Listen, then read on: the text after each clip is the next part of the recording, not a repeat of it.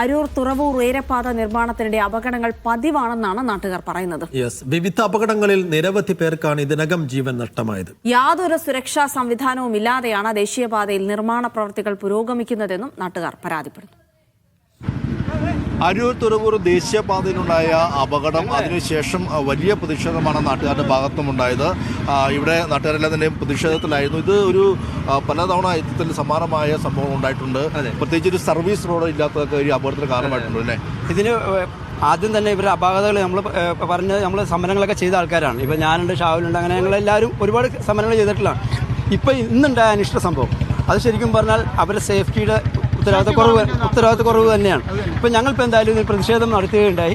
അപ്പോൾ Aroor S H O ഞങ്ങളോട് പറഞ്ഞത് ഇവരുടെ വർക്കിൻ്റെ എല്ലാ കാര്യങ്ങളും ക്ലിയർ ചെയ്തിട്ട് മാത്രമേ ഇനി വർക്ക് പുനഃസ്ഥാപിക്കുകയുള്ളൂ എന്നുള്ള രീതിയിൽ ഞങ്ങൾക്ക് ഒരു ഉറപ്പ് തന്നതിൻ്റെ ഇതിലാണ് ഞങ്ങൾ റോഡ് ഉപരോധം വേണ്ടെന്ന് വെച്ചിരിക്കുന്നത്. പ്രതാപൻ സാറിൻ്റെ ഒറ്റ ഉറപ്പിൽ ഞങ്ങൾ ഈ സമരം തൽക്കാലത്തേക്ക് മാറ്റിവെച്ചിരിക്കുകയാണ്. മുൻപ് നിങ്ങൾ പ്രതിഷേധ സമരം നടത്തിയത് എന്തായിരുന്നു? ഞങ്ങൾ മനുഷ്യച്ചങ്ങല നടത്തിയിട്ടുണ്ട്. റോഡ് ഇവരെ വർക്ക് തടസ്സപ്പെടുത്തിയിട്ടുള്ളവരാണ്. അതിനൊക്കെ ഞങ്ങൾക്കെതിരെ കേസുള്ളതാണ്. ഞാനും ഈ ഷാവുലൊക്കെ കോടതിയിൽ കൊണ്ട് പൈസ കെട്ടിയിട്ടുള്ള ആൾക്കാരാണ്. കാരണം ഞങ്ങൾക്ക് വേണ്ടിയിട്ടല്ല, നമ്മുടെ ജനങ്ങളുടെ ജീവന് സ്വത്തിന്, അതുപോലെ ഈ ജീവനക്കാരെ ഉൾപ്പെടെ സുരക്ഷയ്ക്ക് വേണ്ടിയിട്ടുള്ള കാര്യങ്ങൾക്ക് വേണ്ടിയിട്ട് മാത്രമേ ഞങ്ങൾ പ്രതികരിച്ചിട്ടുള്ളൂ. അല്ലാതെ എന്തായിരിക്കും ഇവിടെ സംഭവിച്ചത്? ഇന്ന് രാവിലെ വെളുപ്പിന് 2:30ക്കാണ് ഈ സംഭവം ഉണ്ടായേക്കുന്നത്. ഈ 2:30 മണിക്ക് ഈ ഗർഡർ ഇങ്ങനെ എല്ലാം കൂടി ഒരുമിച്ചാണ് വെച്ചിരിക്കുന്നത്. അത് പതുക്കെ ഇങ്ങോട്ട് നീക്കുക, ക്രെയിൻ്റെ ഇതിലാണ് വെച്ചോണ്ടിരുന്നത്. സാധാരണ ഇവിടെ റെയിൽ വെച്ചോണ്ടാണ്, പക്ഷേ ഇവിടുത്തെ പില്ലർ സൈഡിലൊക്കെ ഉള്ളതുകൊണ്ട് അവർ ക്രെയിൻ വെച്ചാണ് ചെയ്തുകൊണ്ടിരുന്നത്. അതിൽ നിന്ന് പറഞ്ഞാൽ തന്നെ ആദ്യം നില താഴെ പോയി, അതിന് തൊട്ട് പുറകെ അതിനൊപ്പം തന്നെ തൊട്ട് പോരുകയും ആ സമയത്താണ് ആ പിക്കപ്പ് വാൻ ഇതിലൂടെ താഴെ കൂടി പോവുകയും അദ്ദേഹം അതിൻ്റെ അകത്ത് പെടുകയും ചെയ്തത്. 3 മണിക്കൂറാണ് തൊട്ട് പുറകിൽ വന്നത് ഒരു KSRTC ബസ്സാണ്. അവിടെയല്ല, കോഴിക്കോട് ഇവിടുന്നാണ് വരുന്നത്. അവിടുന്ന് വന്ന ഒരു വണ്ടി ഒരു KSRTC ബസ്സാണ്. ഒരു 92 ഇവിടെ ഒരു 39 പേര് കത്തി വരിച്ച് കിടക്കണ കണ്ട ആൾക്കാരാണ് ഞങ്ങൾ. മനസ്സിലായി? ഇനി അതുപോലത്തെ ഒരു സംഭവം കാണാൻ ഞങ്ങൾക്ക് താല്പര്യമില്ല. ഇപ്പൊ പോലീസുകാർ ഞങ്ങൾ വഴി തടയാൻ പോയപ്പോ തന്നെ പോലീസുകാരടക്കം പറയണത് എന്താണെന്ന് വെച്ച് കഴിഞ്ഞാൽ സ്കൂൾ കുട്ടികൾ പോലെ ഞങ്ങളുടെയൊക്കെ തന്നെ കുട്ടികളാണ്. ഞങ്ങൾക്ക് ഒരു ഉറപ്പില്ല ഇവരൊക്കെ പോയിട്ട് തിരിച്ചു വരുമെന്ന്.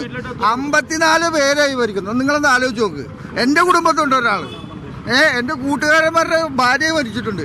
എന്തൊക്കെ സംഭവങ്ങളാണ് നടക്കണം? എന്ത് ഉത്തരവാദിത്വത്തിലാണ് ഇവർ ചെയ്യണം? ഞങ്ങളുടെ കാര്യം വിട്. ഞങ്ങള് പണ്ടാറടങ്കം വിട്ട ആൾക്കാരാണ്. ഇവിടെ പണിയെടുക്കണ ഇവിടുത്തെ പണിക്കാരെ നിങ്ങൾ നോക്ക്. ഇത്ര മോളിൽ നിന്ന് പണിയെടുക്കണ ഒരു പണിക്കാരന് പോലും സേഫ്റ്റി ആയിട്ടുള്ള ഒരു കാര്യം ചെയ്തില്ല. സേഫ്റ്റി കൊടുക്കാത്തതിന് പേരിൽ അയാൾ താഴെ വീണ് മരണപ്പെട്ടു. അവരുടെ ഉദ്യോഗസ്ഥന്മാർ അതുപോലെ തന്നെ അരൂര് വെച്ച് ആംബുലൻസിൽ വെച്ച് ഒരു രോഗിനെ കൊണ്ടുപോയി. റോഡ് തടസ്സം വന്നപ്പോൾ അയാൾ മരണപ്പെട്ടു. അങ്ങനെ പല കാര്യങ്ങളും ഉണ്ട്.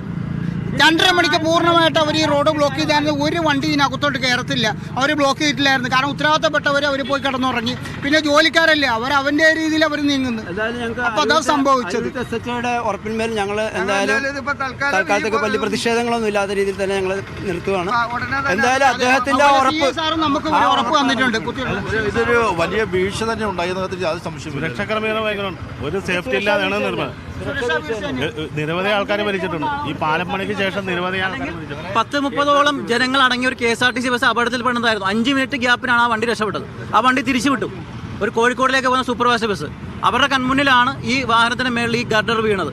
അവർ ആ വണ്ടി നിർത്തി അതിന്റെ ഡ്രൈവറും കണ്ടക്ടറും ഇതൊക്കെ കണ്ടിട്ടാണ് അവർ പോയത്. വണ്ടി തിരിച്ചു പോയി തുറവൂരും.